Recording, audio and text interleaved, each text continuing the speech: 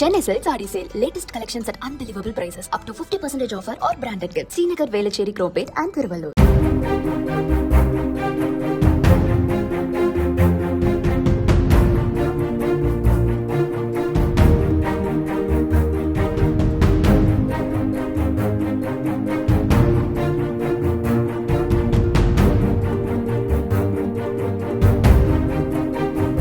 ஈரோடு மாவட்டம் எண்ணமங்கலத்தில் 10ஆம் வகுப்பு மட்டுமே படித்துவிட்டு மருத்துவம் பார்த்து வந்த பழனிசாமி என்பவர் கைது செய்யப்பட்டதோடு அவரது பாலாஜி மெடிக்கலுக்கும் சீல் வைக்கப்பட்டது.